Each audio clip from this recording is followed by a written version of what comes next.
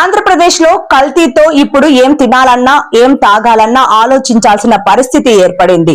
పొదిలిలో కల్తీ ఆహారంతో చాలా మంది ఇబ్బందికి గురై ఆసుపత్రి పాలయ్యారు. అయినప్పటికీ అధికారుల స్పందన సరిగా లేదు. మొన్నటికి మొన్న గుర్లాలో కలుషిత ఆహారం, నీరు కారణంగా 600 మంది ఆసుపత్రి పాలయ్యారు. డాక్టర్ తలే రాజేష్, రాజాం, వైఎస్ఆర్సీపీ ఇన్ఛార్జ్. అందరికీ నమస్కారం.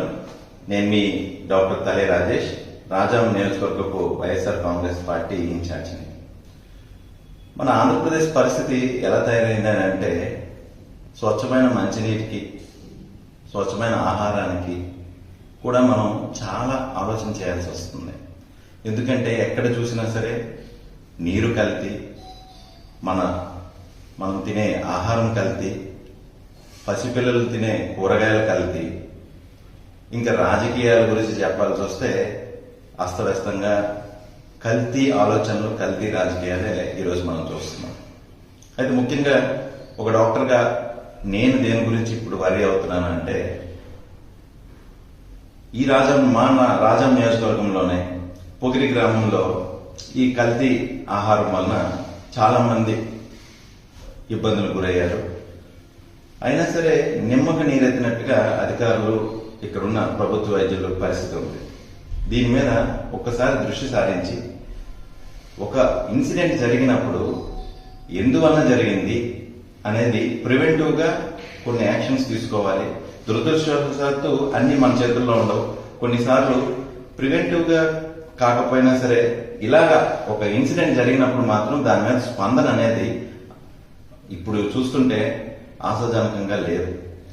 నిమ్మకి నీరెత్తినట్టుగా అందరూ కూడా ఎవరి వ్యవహార శైలిలో వాళ్ళు ఉంటున్నారు.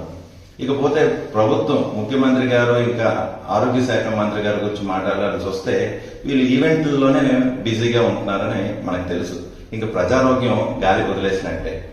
మొన్నటికి మొన్న విజయనగరం జిల్లా గుర్ల తీసుకుంటే కలుషిత ఆహారం తిని సుమారు 600 మంది ఆసుపత్రి పాలైన సందర్భం ఒకటైతే, అలానే రకరకాల ప్రతి జిల్లాలో కూడా మనం చూసుకుంటే సత్యసాయి జిల్లా తీసుకోండి, చాలా మంది కలుషిత నీరు తీసుకొని వాంతులు, విరోచనాలతో ఎంతో మంది ఆసుపత్రి పాలయ్యారు.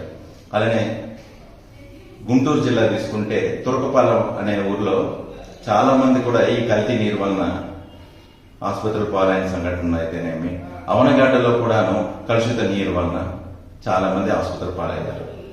ఇక మన్యం జిల్లా తీసుకుంటే ఈ మధ్యకాలంలో మనం చూస్తే చాలా మంది విద్యార్థులు కానీ, చాలా మంది యువత ఈ యొక్క కల్తీ పాల వల్ల, కల్తీ నీళ్ల వలన ఈరోజు ఆసుపత్రి పాలైన సంఘటనలు.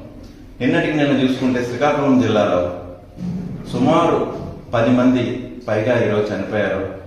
అలానే కొన్ని వందల మంది ఈ యొక్క కల్తీ నీరు వలన ఇబ్బంది పడితే ప్రభుత్వం తీసుకున్న చర్య ఏంటి అంటే, అక్కడ కమిషనర్ ని వెంటనే సస్పెండ్ చేయడం, తర్వాత మళ్ళీ వితిన్ 1 వీక్ లో అదే కమిషనర్ ని మళ్ళీ తీసుకొచ్చి పెట్టడంలో మీ ఉద్దేశం ఏంటనేది నాకు అర్థం కావడం లేదు.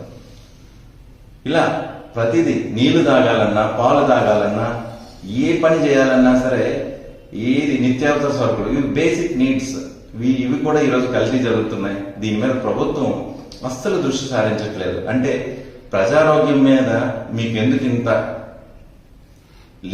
పట్టింపు లేనితనం? మీరు ప్రజాప్రతినిధులుగా ఎన్నికయ్యారు, ఈ కూటమి ప్రభుత్వం అధికారంలో ఉంది, చాలా పెద్ద పెద్ద మాటలు చెప్పారు.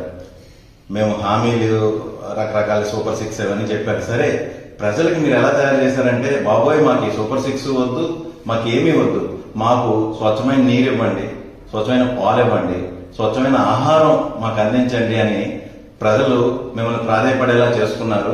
నిజంగా చాలా గొప్ప పని చేశారు.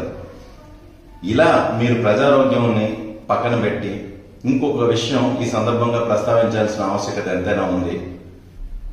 ఆరోగ్యశ్రీ అనేది ఒక మహత్తర కార్యక్రమం. ఎంతో మంది పేదలకి ఉపయోగపడి ఎన్నో, ఆ రోజు రాజశేఖర రెడ్డి గారు పెట్టిన ఈ యొక్క స్కీము మన 2 తెలుగు రాష్ట్రాల్లో కూడాను ఎంతో మందికి, కొన్ని లక్షల మందికి ఈరోజు ఆరోగ్యదాతగా ఉంటే, ఆరోగ్యశ్రీకి కూడా మీరు సుమారు 3,500 కోట్ల పెండింగ్ బకాయిలు పెట్టి ఈరోజు ఆరోగ్యశ్రీని కూడా నిర్వీర్యం చేయడంలో దీని యొక్క ఉద్దేశం ఏంటనేది నాకు తెలియడం లేదు.